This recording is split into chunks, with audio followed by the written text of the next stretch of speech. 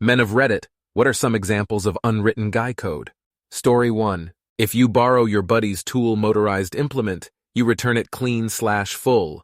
Always send back better than when you borrowed it if possible. If you cook on their grill at their request or while they're away, it must be as clean/cleaner than when you began. Story 2. If someone offers to pay, you should ask them if they are sure. If they are, then it is rude to further reject what is supposed to be a kindness on their part. I got the bill. Are you sure? Yeah, don't worry about it. Thank you. Story 3. In any public nudity situation like a locker room or gym shower, eyes up. If curiosity gets the better of you, you're allowed a quick glance, but no staring like you're trying to spot the difference in a highlights magazine picture. Story 4. If there is a body of water and some rocks nearby, at least one rock needs to be thrown into the unsuspecting body of water. Skipping the rock is a bonus, if it has the right shape, but not a must. It is about the thwump or sploosh noise, I guess. If a bro wants to throw a bigger rock into the water, you help him. No questions asked. Story 5. Something I've noticed among my male friends is the unspoken rule about never dating an ex-girlfriend of a close friend. It's seen as a betrayal of the bro code. Story 6. My longtime crush was quizzing me on my ideal guy. I was giddily describing him exactly, and then he wandered off and apparently told his friend, "Sorry man, she's not into you." He finally figured out I was into him, and a few weeks later he cornered me in the hallway and asked, "So, who's this guy you like?" But, and apparently this is crucial, he later told me he got the go-ahead from his friend first. Story 7. The females in your homie's family are off limits. Your homie's girl is your sister. Behave accordingly. Not like that, you sick bastard. A solid owes a solid. No exceptions, however the value of said solid can be negotiated. If a homie works with you, you owe them food. You are your homie's keeper and he yours. Keep each other in check, keep each other in line. You always respect and obey the rule of dibs. However, proximity outweighs dibs unless said dibs were called prior to proximity. If your homie is crying, you let them cry. No macho bullshit, no shushing them. You let them do their thing, you support your brother, and when we says he's good, ask if he is sure. Then offer pizza, maybe some beer/weed, and some COD zombies. Before you take the last of anything, double-check dibs and offer a split. More so a good faith offer, but expect to share if called on it. Hugs. How many? All of them. Same for pictures. You never know when you're gonna see him for the last time. Your couch is their bed, and vice versa. Always keep a place for a real homie. There is no hierarchy in the group. All opinions matter, and all voices are to be heard. Any and all violations of guy code are subject to, but not limited to, a minimum of 1 dick punch, depending on the severity of the infraction. Story 8. I remember one time I saw the unwritten guy code in action. My grandparents had passed away, and our family was going through their house and cleaning out all their belongings to get the house ready to sell. I was in the master bedroom with my mother and aunt, sifting through boxes of my grandmother's antique linens. Partway through, my dad walked into the room, opened my grandfather's side of the closet, and took out a stack of what appeared to be magazines. "What's that?" my mom asked. Dad said nothing and kept on walking to the dumpster. Flawless. Story 9. Head up nod means you really know the person, or sorta know the person, and you're saying what's up from a distance. Head down nod means they're a complete stranger and you're saying what's up. You never head up nod someone you don't know. Story 10. Among my buddies, there's a silent agreement to always have each other's backs at parties. Whether it's warding off unwanted attention or making sure nobody drinks too much, it's a bond of trust. Story 11. Courtesy flush, especially if you're dropping an especially stinky turd. Nobody wants to smell that when they're going to piss, much less be stuck next to you in an adjacent stall. Which brings up the other bathroom rule.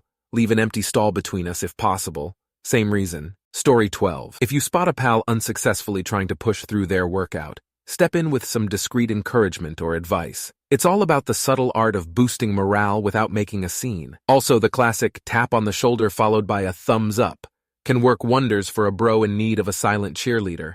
Just like spotting at the bench, sometimes spotting the mood is just as crucial. Story 13. One guy code I've noticed at work is the silent agreement to always give credit where it's due. Whether it's acknowledging a colleague's idea in a meeting or praising their hard work on a project, we lift each other up. Story 14. It's funny how among friends there's this silent agreement to never let a buddy pay for their own birthday dinner. It's like an unwritten pact to ensure everyone feels cherished on their special day. Story 15. A weird guy code I've noticed is the unspoken competition to have the most obscure music taste. It's like a badge of honor to introduce your buddies to some underground band nobody's heard of. Story 16. A drill must be tested twice before any drilling is actually started. 2 taps, no more, no less. A stud finder must be pointed at one's chest before use in order to alert anyone nearby that you found one. Don't draw any attention to a bro's single long stride step. There is a private adjustment taking place, and no one else needs to know about it. At a gathering, whether a bro is working the grill or fixing his engine, fellow bros must gather around to discuss it and provide encouragement/commendation. Story 17. In the realm of gaming, there's this unspoken rule about never revealing spoilers without a warning. It's a form of respect for each other's gaming experiences, no matter how intense the excitement gets. Story 18. No words should ever be spoken in a men's room. Not to friend, not to a lover, not to Jesus Christ himself. Men's rooms are superior to women's rooms due to faster transaction processing time. Talking slows this process down. Story 19. A subtle guy code I've encountered is the shared understanding to offer a hand to someone struggling with heavy luggage or groceries, especially in crowded places like airports or subway stations. Story 20. Your significant other, serious girlfriend, fiancé, wife. You would never tell any of your homies what she is like in bed, what she does, what she likes, what she looks like. Story 21.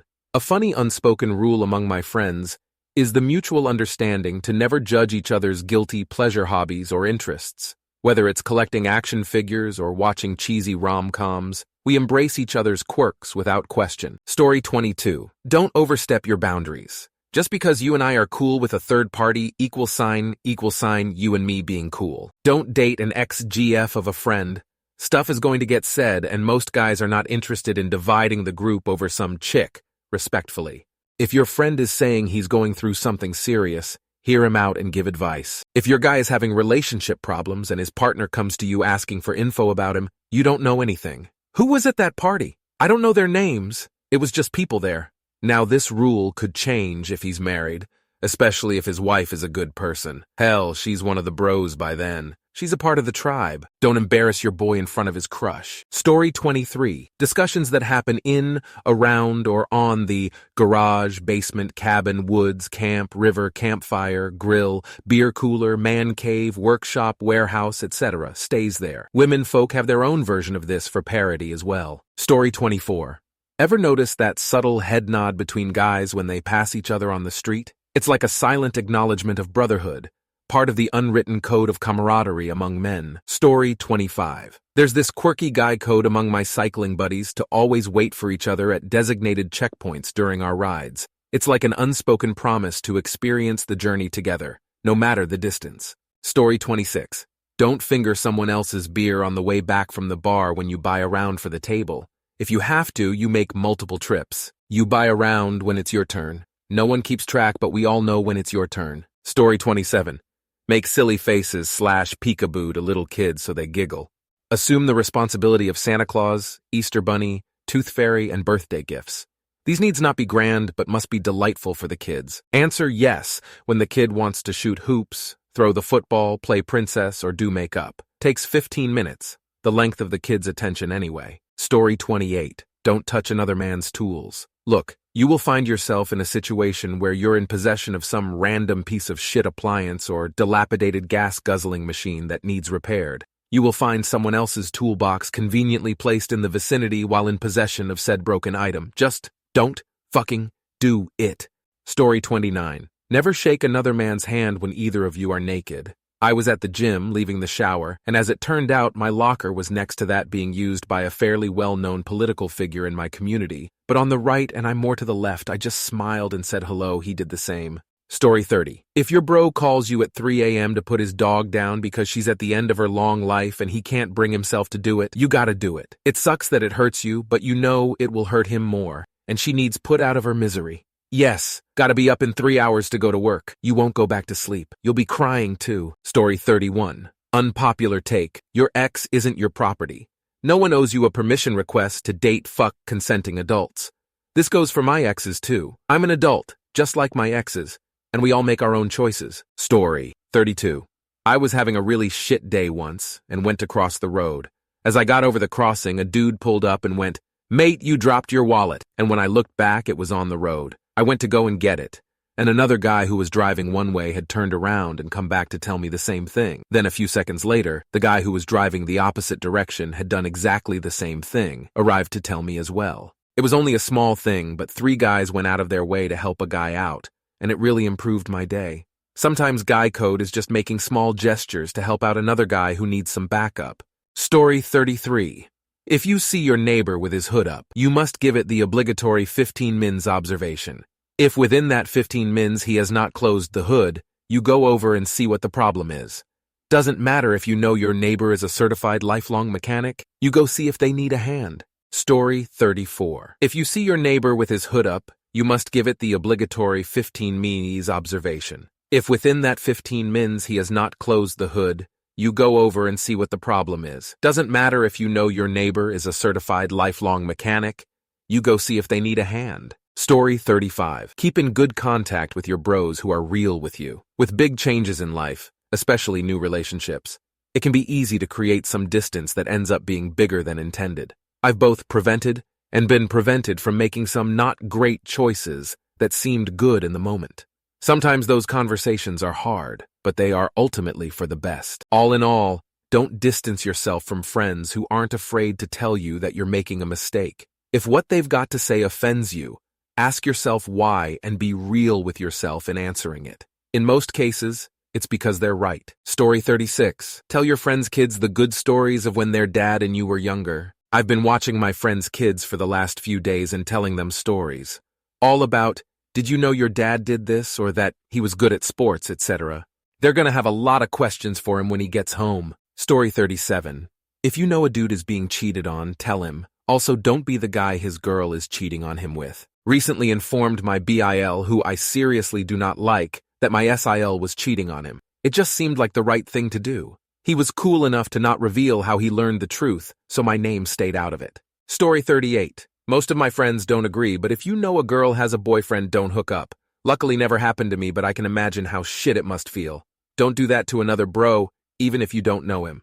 Story 39. Most seem related to restroom and locker room behavior, and seem to have been created by people who are really self-conscious or prudes. Rest of us just go and do what needs to be done and have no shame about our bodies. I don't generally buy into any of those rules. Some are downright silly. Story 40. Men protect each other from the social injustices of the world that ask us to sacrifice the things that are worth living for in order to keep food on the table. If a man is crying, you protect him and comfort him. We all carry that sadness somewhere in our soul, and it erupting to the surface is a call for help. If a man is upset about his health, his family, or his job, cheering him up becomes a top priority. If a man is injured or sick at work, other men make sure he isn't doing anything that can get himself or others injured further. We want them to heal. If a man is close with his parents, that bond is sacred and is to be given priority. Every son deserves to enjoy the comfort and familial joy of their parents, as we wish for our children to have with us. Never criticize a man's family unless he does it first, and never be harsher with your words than he is. We support each other to meet our emotional needs, but if any man ever says he just wants to be treated normally as if nothing was wrong, then that's what he gets. Keep in mind, many of these things are now equally as common with men and women, but it used to be much more strictly a man thing because of the gender role we historically have filled. Story 41. If 2 pickup truck drivers pass each other on the road, no matter if they know each other or not, they take 4 fingers from the hand that is gripping the top of the steering wheel and lift them up as they pass in acknowledgement of another pickup driver. I used to see that a lot when I lived down south, not so much up north. Story 42. You got your friends back. Best friends ask for help, you make time. Don't ask, just be there. You never rat out friends. We've been through stuff together. Sometimes their partners try to fish out juicy stories about your friend's past. You do not share anything that can get your friend in trouble. Friendship lasts even if you don't see each other. We had friends leaving the group for a few years to find themselves, people choosing career over friendship, or just other priorities. If it is good even when we don't see each other's. They will be welcomed back with open arms when they are ready. Among friends, it is a safe space. That also comes with a responsibility. You have to stand up for yourself if you don't like something. They will respect it, but cross your boundaries if you stay silent. Story 43. Bros before hoes. This rule suggests that friendships between men should not be jeopardized by romantic interests, especially in cases where one friend might be interested in someone his friend is romantically involved with. Nod up for friends, nod down for strangers. A subtle form of acknowledgement among men. Nodding upwards, chin up, is a more familiar and friendly gesture used for friends, while nodding downwards, chin down, is a respectful, yet more reserved greeting for strangers. Don't date a friend's ex without permission. Out of respect for the friend's past relationships, it's considered good form to ask before dating a friend's ex-girlfriend or ex-boyfriend. The urinal rule. When using the restrooms, always leave at least one urinal space between you and another man. If the restroom is crowded, then and only then is it acceptable to occupy an adjacent urinal. Don't let a friend drink and drive. If a friend is too intoxicated to drive, it's seen as a responsibility to ensure they get home safely, whether that means calling a cab, arranging a ride, or taking their keys. Always have your friends back. In situations where your friend might need support, whether in a confrontation or when making decisions, it's considered important to stand by them, even if you might discuss your disagreements in private later. Privacy respect. Respecting each other's privacy, especially when it comes to personal issues or relationships, unless your friend chooses to share with the group. The wingman rule. If a friend needs support in approaching someone they are interested in, it's common to assist or wingman them, helping to break the ice or make introductions in social settings. Don't criticize your friend's significant other in public. Even if you don't like a friend's partner, criticism is generally kept private to avoid causing embarrassment or tension. Story 44. If you see a friend struggling with their workout, quietly give them some support or tips. You don't want to make a big deal out of it. Sometimes just a little tap on the shoulder and a thumbs up can really help a friend who needs some encouragement. Just like helping someone lift weights, it's important to notice when someone could use a boost in their mood.